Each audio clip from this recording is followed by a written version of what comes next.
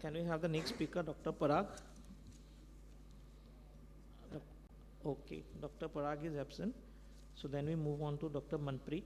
I think she is here and she'll be presenting the sporadic and a representation of anterior segment dysgenesis.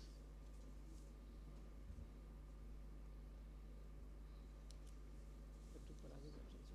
Yes. So you can go ahead.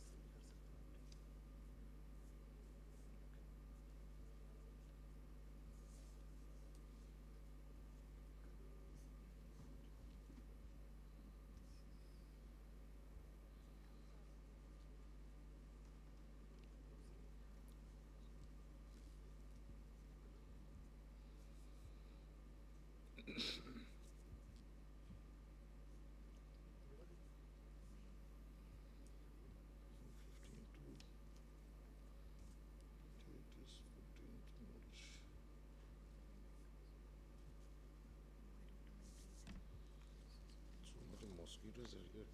Public.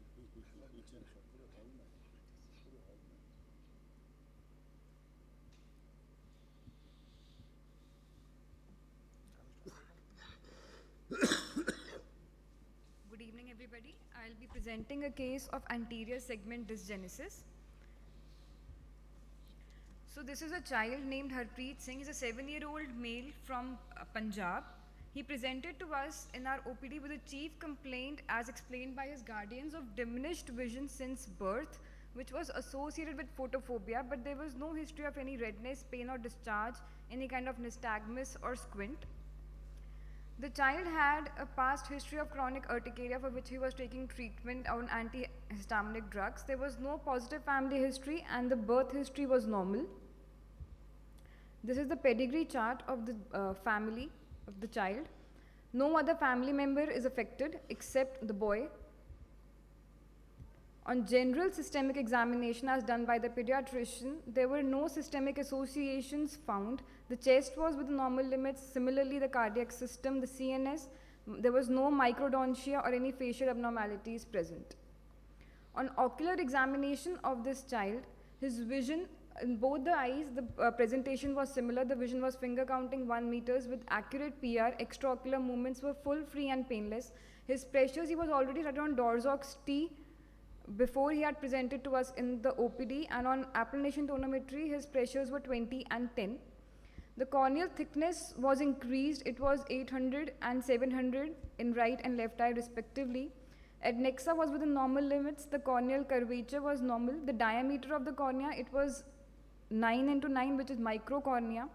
The axial length was high, so it is a microcornea presentation. On slit lamp examination, both the eyes had almost similar presentations. The conjunctiva was in normal limits. In cornea, as you can all see, there are multiple corneal opacifications and the surface was irregular. The anterior chamber was irregular and shallow, and the pupil was eccentric, peaking and non-reacting to light. Iris, there were multiple iridocorneal adhesions and there was no sign of any polychoria, correctopia or iris atrophy, and there was an absorbed cataract lens. This is the presentation of his left eye. So we did an ultrasound biomicroscopy. On ultrasound biomicroscopy, we saw broad iris processes which were tenting over the angle and attaching to the corneal endothelium.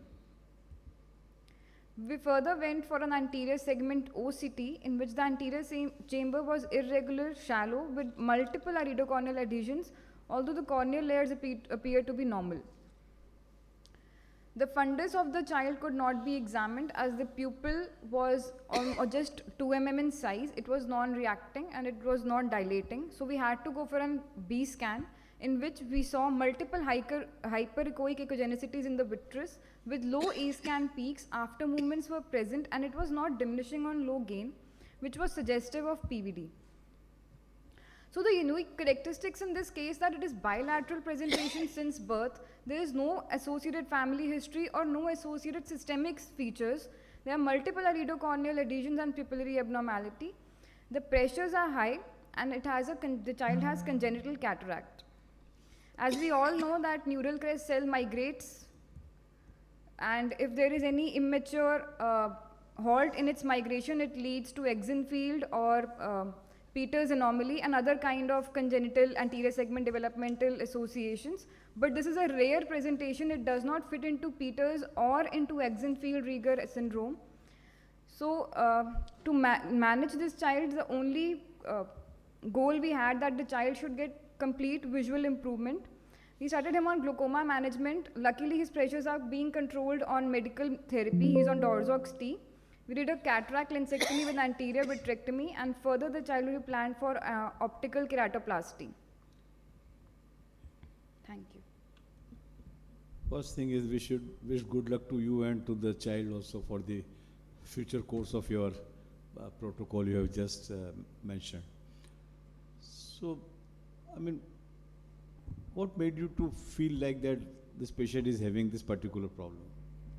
Sir, Because there's a difficult, I mean, it's a difficult thing to have proper communication with such a small child, and must be having a village background, must be an illiterate child.